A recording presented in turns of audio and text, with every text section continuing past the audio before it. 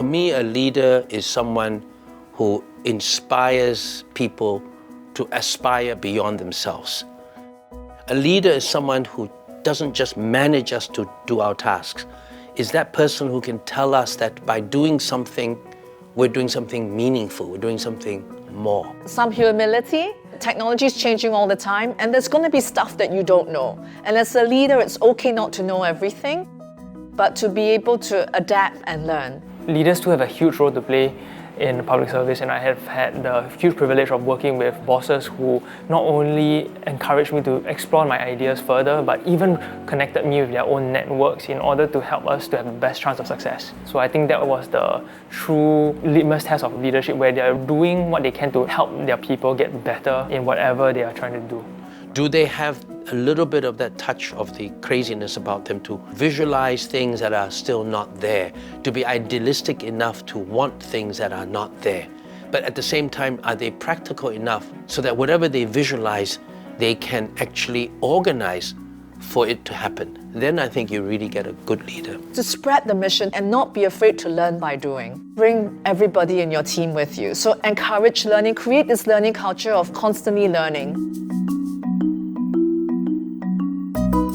So we've always believed in structured empowerment. The structures of governance are there to ensure efficiency. And while that is good in one respect, many people feel powerless.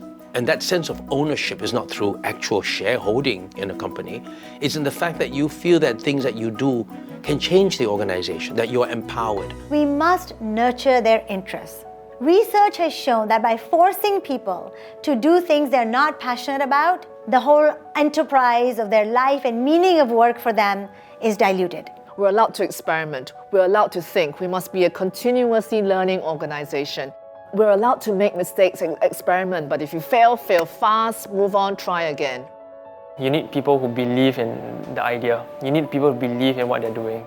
The next thing is to be having people that are empowered, giving them the freedom to explore ideas, but of course giving them accountability for delivering those results. You have to believe that while on one hand you're proud of what you're doing great things, you have the power to deliver things, ultimately you also have to be held accountable. And that sense of accountability gives you also a sense of humility.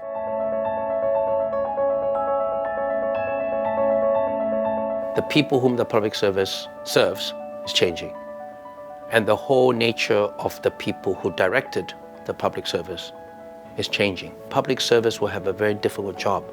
It will not only have to execute efficiently, it also has to think more openly and creatively to provide a wider range of options. The market, so to speak, that the public service serves is changing. All of Singapore itself is in a very important inflection point. The last 50 years and the next 50 years will not look the same.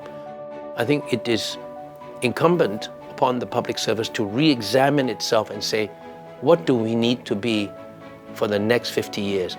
Interpersonal relationship skills are crucial. Building that trust, especially for the public service, is crucial. But I think the public service can play a role to use this technology in a good way to enable lives and enrich our society and create a better Singapore.